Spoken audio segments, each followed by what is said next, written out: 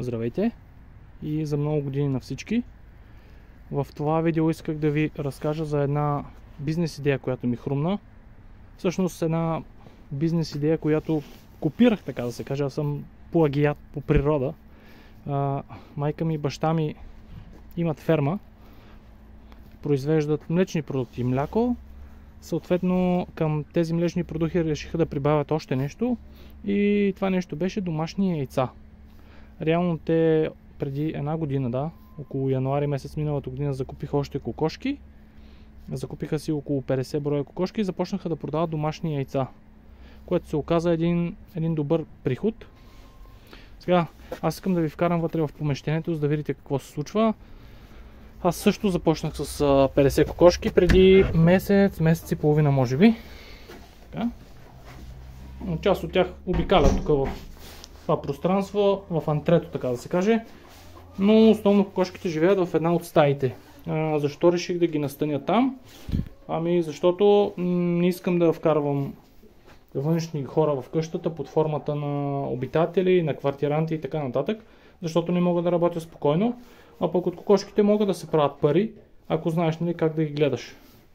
Така, сега ще ви ги покажа за малко.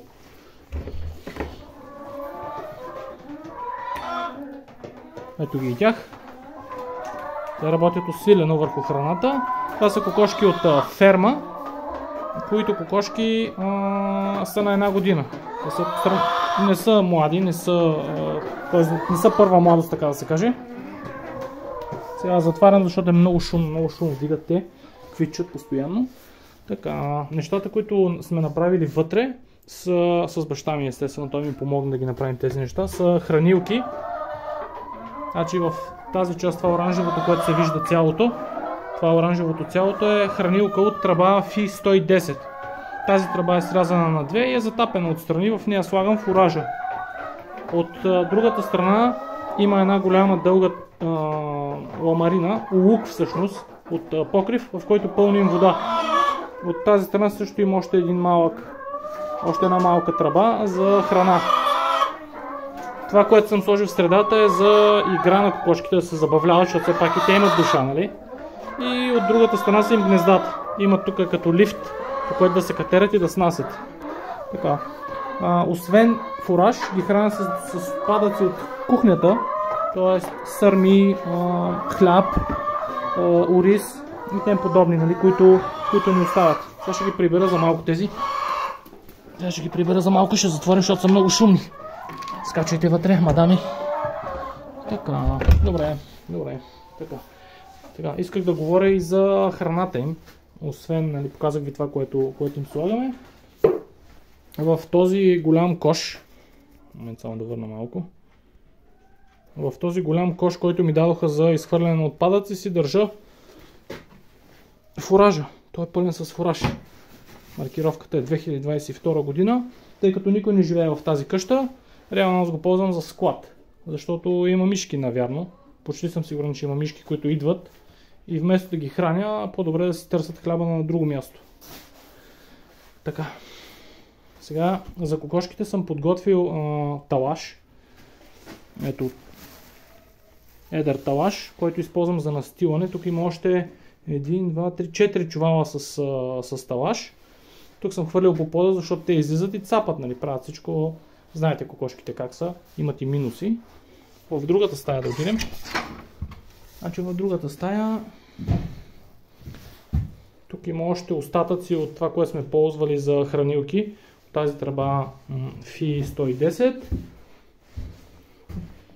Имах си един термометър, който ползвах за тях. Вътре обаче, когато се навлажни, той спира да работи по някаква причина. Това е Lidl Special Edition. Да. China Knockoff. Така. Добавки за кокошки. Когато кокошките са затворени и не са навън, не обикалят по двора, трябва да им се слага добавка за по-здрави яйца на черупките. Това е калцифос, като от него се слага така, към 1 кг смляно зърно се прибавя 10 грама калцифос, което им е достатъчно, нали, за да си набавят микроелементите, които им трябва. Тук в тази количка има още фураж за кокошки носачки. Няма място вътре в бидона и затова го държа тук. Така.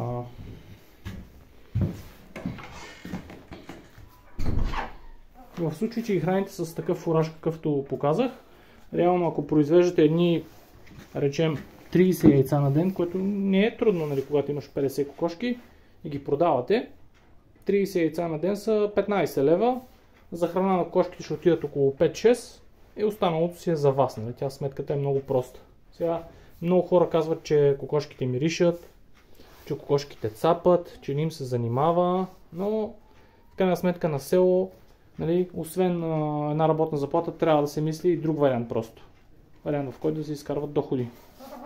Сега ще отидем към другото помещение. Ще ви разкажа и за него. Момент само. Да, преди това исках да покажа нещо друго. Понеже тук сме на края на селото, има много бялки, или кукурдже така наречено, съм изолирал прозореца с 2 ката рапицова мрежа. Виждате как е закована. Тук влиза въздух, това е постоянно отворено. Когато е топло, отварям и другата част, за да се изсушава самото помещение, вътре да е сухичко при тях и да е чист въздуха. Сега ще отидем от другата страна да видим какво се случва.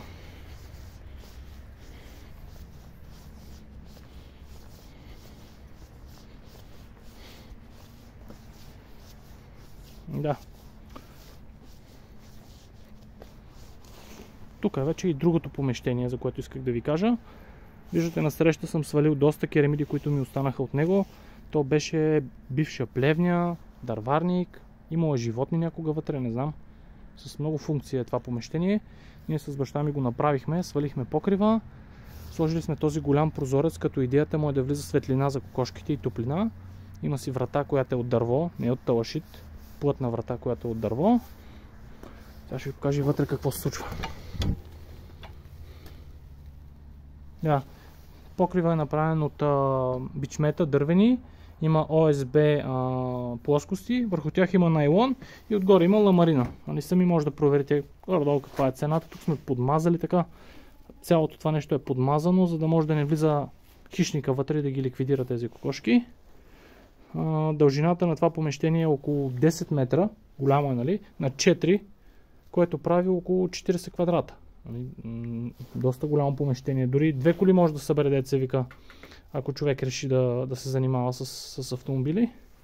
Сега тези мадами, които са тук, само 4 на брой, съм ги преместил, защото оказва се, че кокошките от ферма имат необичайно поведение, т.е. когато намерят слаби, като тези, които са, виждате как са окалвани целите, това са по-слаби кокошки и другите ги кълват. Буквално ги кълват постоянно, всеки ден. И затова реших да ги преместя тук. Просто да са си на по-спокойно. Те спряха и да снасят, честно казвам. Тук няма, сега са от няколко дни, няма яйца от тях. Въпреки, че имат храна, нали? Имат си фураж. Ето го фуража им. Имат зелка. Този идва веднага, тя е приятел. С нея се знаем. Имат зелка, която идват, имат си и вода. И за сега ще останат тук. По-натам вече плановете са, като се вземат още кокошки, всичките да се обединят тук в това помещение и да живеят, нали. Надявам се до тогава тези просто да са се стабилизирали, така да се каже, да са се усаферили, така да го кажем. И всички да живеят щастливо. Също планирам този малкият двор, който е тук пред кокошкарника, да го заградя и да могат да излизат лятото, поне когато е по-топло, да излизат да си кълват и да си ровят. Защото знаете, кокошките, те най-много обичат да си ровят. И да търсят черви, да си набавят минерали, да пасат трева, да бъдат кокошки с 2 думи. Това им е идеята. Така че, ако решите да се занимавате, няма да сгрешите според мен. Пазар за яйцата има и винаги ще има. Знаете, че все повече хора търсят продукти, които са естествени, които са набавени по естествен начин, без стрес към животните, без насилие. Така че моят съвет е да си вземете и вие и да опитате просто. Може да видите какви са цените на фуража преди това при вас, дали имате подходящо помещение и тези кокошки се гледат лесно според мен. Сутрин да има половин час работа и след обяд да има още половин час работа. Така че да, може смело да опитвате и успех на всички през новата година. Чао и до следващия път!